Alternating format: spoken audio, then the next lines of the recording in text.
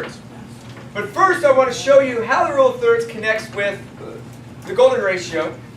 And the video, I hope, helped explain to you guys that the golden ratio is a discovery, mathematical discovery that was done by the ancient Greeks and Romans and has been used for designing buildings, paintings, because they thought there was something connected with God with it, because it's found in nature, and nature is God. Okay? So, let's start this way. Let's start. I'm just going to start with a line. Any line segment, any length. Doesn't matter how big it is. There exists a spot on that line. Okay, I'm going to say it's right there. There exists a spot that if I take that length, so I'm going to label the endpoints A and B, and I'm going to put this spot, the position of the spot I'm going to call C. What they discovered is that that position C is a unique spot on any line segment. If we take the length AC and divide that by CB, okay, and then we say that that's equal to the whole length AB over AC, that these two fractions are equal. They're equal. And they're like, what?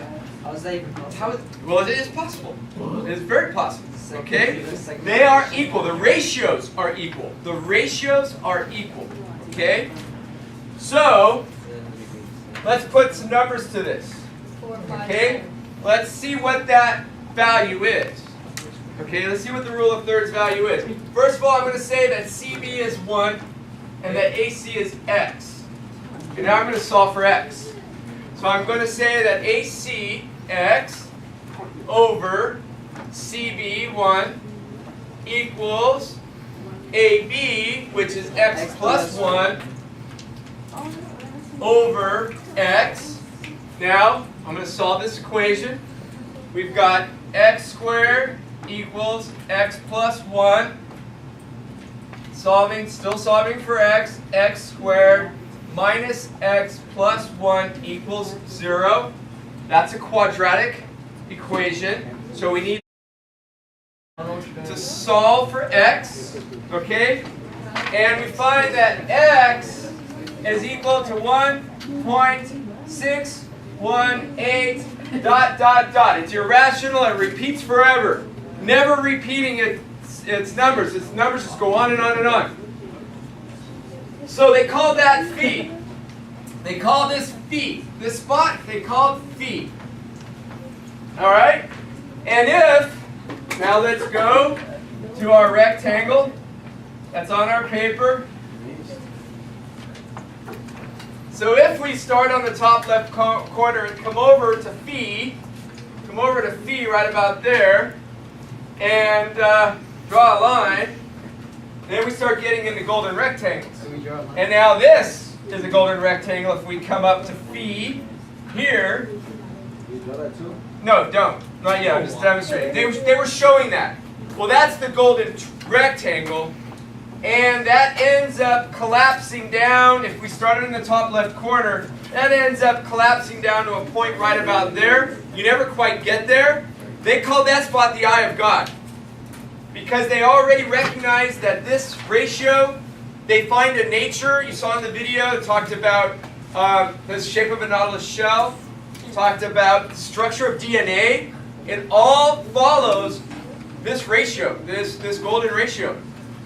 So they noticed it. For a couple thousand years now, we've noticed this in nature. And then when you design something, you design a building or a painting, there's something pleasing about it, and they thought that that would be pleasing to God, that God would want to look at your building or look at your painting if you made use of the golden ratio. Designers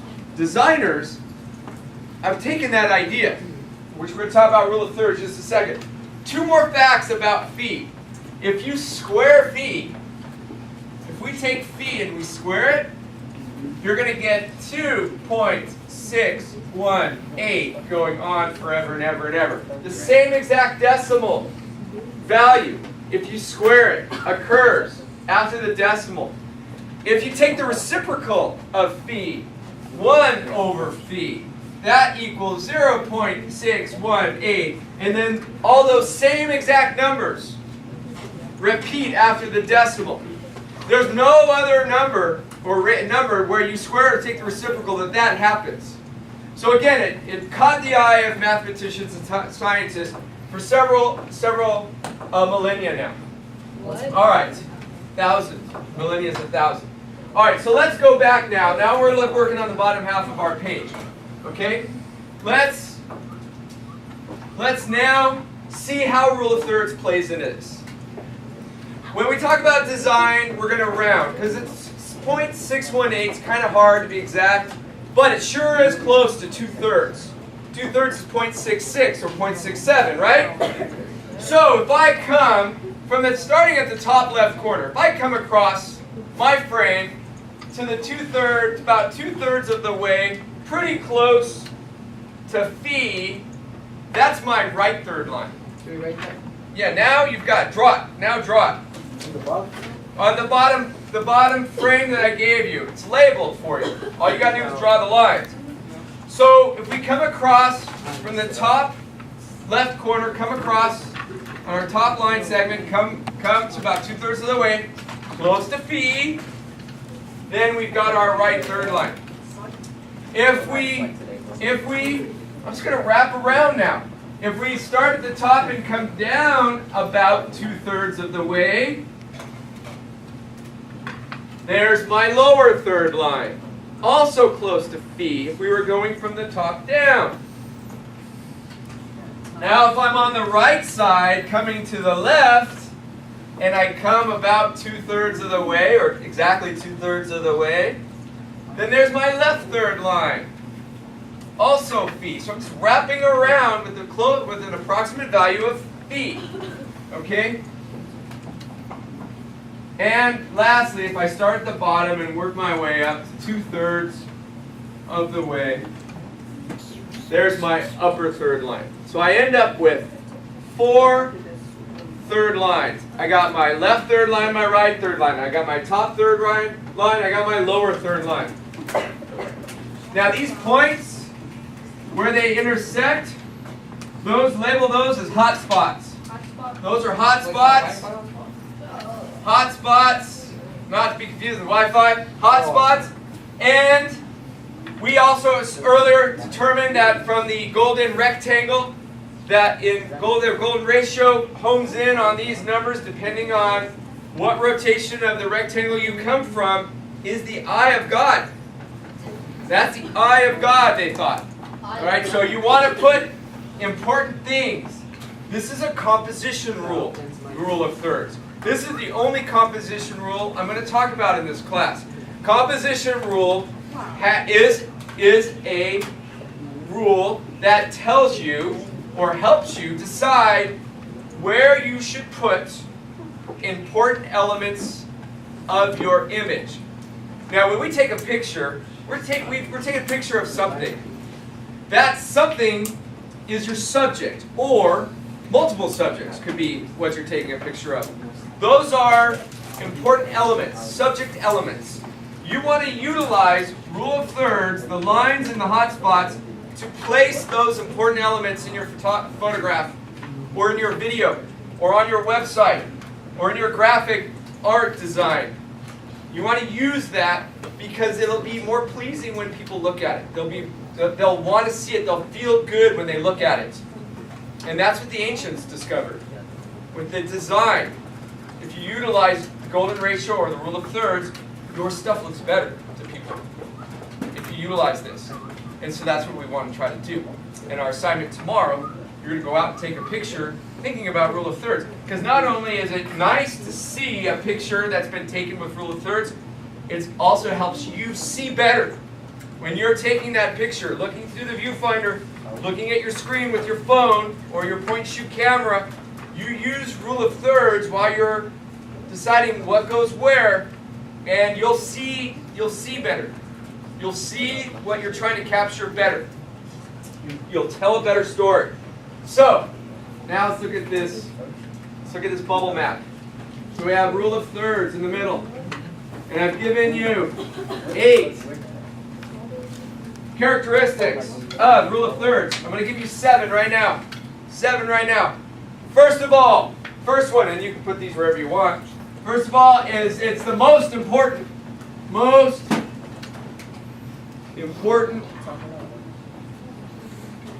composition rule to use.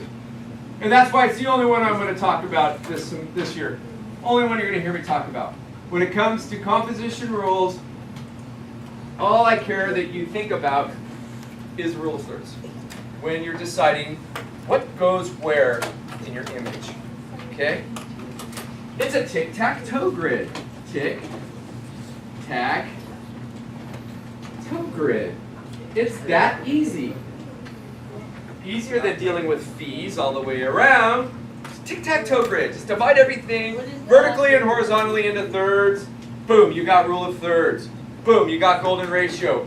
Boom, you see better. Boom, people see your stuff better. Okay? They'll look at it and they'll like it. Don't use it, they'll look at it and they'll feel something's wrong with it. Something's not right. They'll just say it's not a good photograph.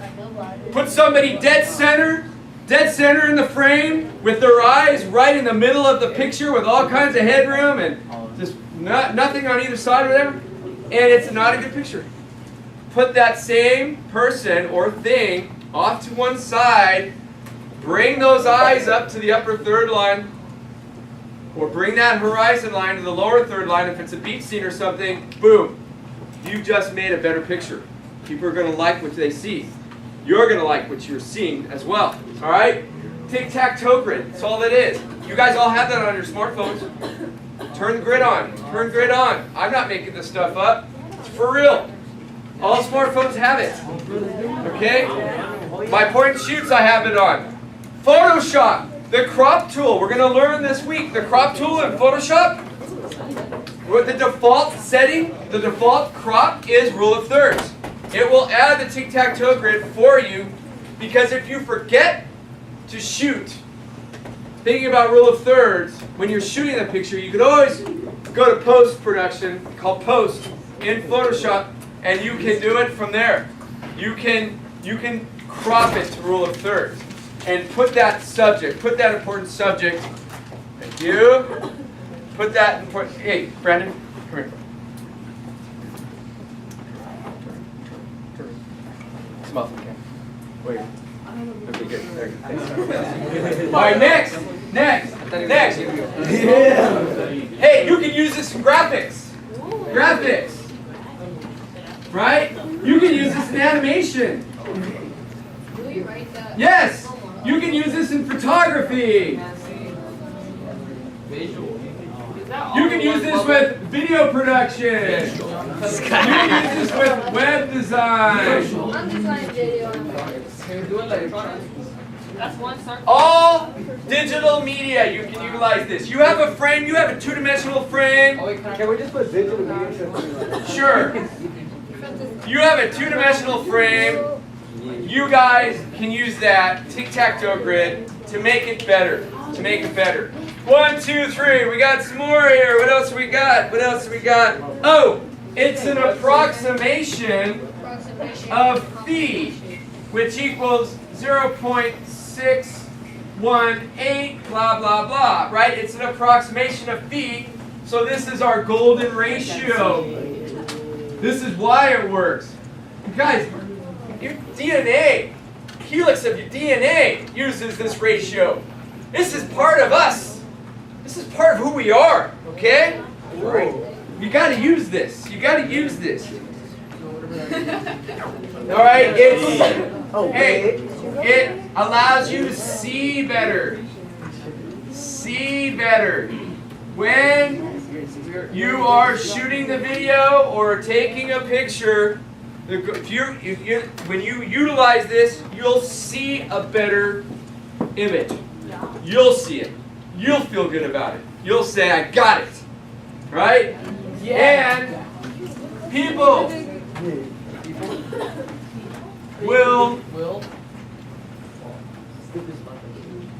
feel Hey, mister, you got a sharpener? Better. better about You. your image when they look at it, right? People will feel it. They'll feel it, You're lucky. right? They won't be able to put their finger on it, but they'll feel it. My wife, Mrs. Jaffe, she's a great photographer. She's a better photographer than me, Who? right? I'll talk to her, I'll say, oh, you should use rule of thirds, you should do this, you should do that. She'll say, don't talk to me about that. I know I know how to take a good picture and I don't need any rules. And when I look at her pictures, she's using rule of thirds without thinking about it. She just naturally knows it. Good photographers, good artists, they just use it already, okay? But it's also something you can learn how to be a better photographer. I need that, because otherwise I'm going to put you in the middle of the picture with your eyes dead center in that frame, right? I need that kind of help. What else do we write? Well, I only got 6, right? Yeah. No, I've only got one more. Let's see. You want to place? Oh, hot spots. God's eye. I'm sorry. You want to make sure you place subject elements. Subject elements, which are the important things in your picture. It's why you're taking the pictures, because there's something you want to capture. It's a story you want to tell. You place your subject elements near a hot spot. Near hot spot. You want God to see this and like this, right? So you use these hot spots, you use these lines, you're gonna make a better picture, okay? So tomorrow we're gonna take this idea out and utilize it. We mentioned it before, but now it's going to be our focus for the pictures that we take. All right?